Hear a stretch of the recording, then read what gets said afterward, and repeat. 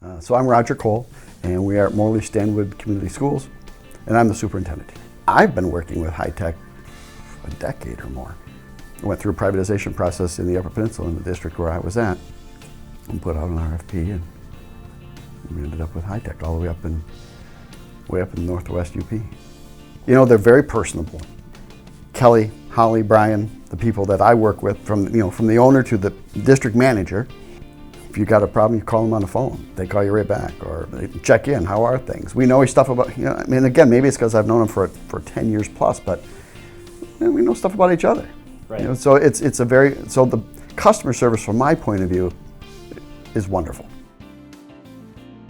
Just think about it. I mean, we feed 650 to 700 kids in an hour and a half, less than an hour and a half, and he's gonna, when the first wave goes through and then there's a break, there's not much break in between, and he's just gonna make sure everything is cleaned up appropriately enough to feed the next wave of kids, and then afterwards, it's gotta be cleaned. I mean, it's not just the fact that it needs to be cleaned, there's health guidelines, health rules and so forth. Things have to be taken care of.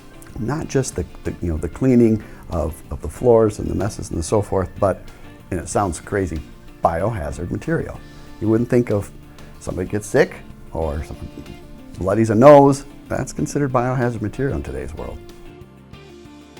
They know our system, and so when it comes to basketball games in the evening, they're going to make sure the gate's closed. Some kid comes up and says, Greg, I got to get something out of my locker.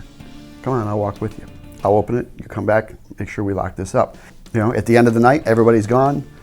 Whoever's here at the very end, custodial-wise, and cleaning rooms, they go around, check all the doors. Opening things in the morning. First person here, if we've got a skiff of snow. Now, it's written in the RFP. How far from the doors do they shovel? I don't expect them to in a parking lot. But shovel it off, put some salt down. I can't afford to have somebody slip and fall. So it's a broad spectrum. It's not just emptying the garbage and cleaning the windows. We bought what's called the Clorox 360 machine. The idea behind it is it takes germ-killing chemicals through a process into a wand that creates, basically, it ionizes it, a static electricity through it.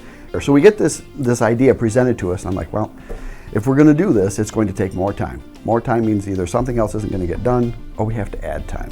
But we want to bring them on board.